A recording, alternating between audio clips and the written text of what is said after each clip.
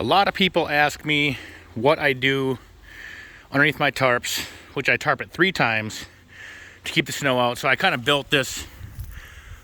It's not pretty, but it rests on top here, and the 2x4s all kind of line up. And I built an upper part that kind of keeps some of the weight off the windshield, and then the snow I can scoop it off, or it just sits on top. It doesn't sink the tarp.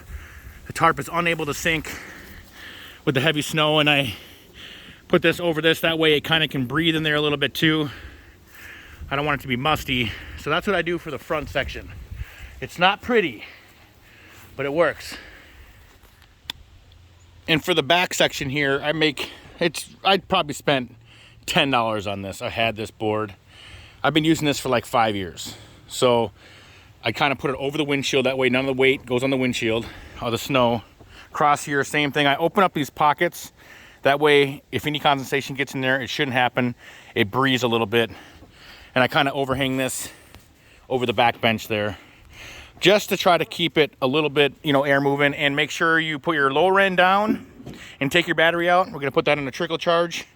And that's kind of it. It's very simple. Just a little A-frame, beam across. I usually put my swimmer's mat in here and move this over to the side a little bit, but my buddy borrowed it and I never got it back. Thanks, Peter. So that's basically it. A lot of people have asked me what I do. It's not special. I just slapped it together real quick one day 5 years ago. Yeah, in about 5 minutes. And I could have done a lot better job, but I didn't. There it is, that's it. So I got my wheels on some wood blocks there. That way it doesn't sit in the ground, because I've seen them freeze into the ice before. Lower end down. This first tarp is mainly a waterproof tarp.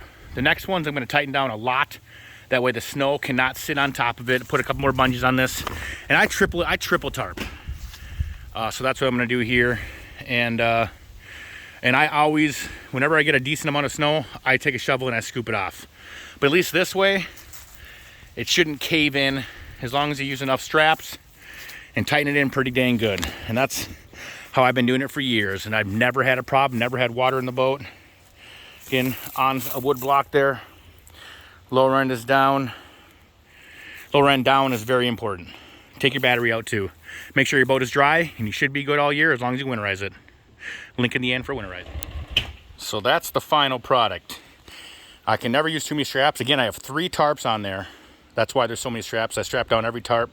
I have some tightening straps below it that kind of wrap it really tight. I shouldn't even have to shovel this off or pull the snow off, but I will, just because it makes me feel better. That's the final product. Ready for winter, even though I'm not ready.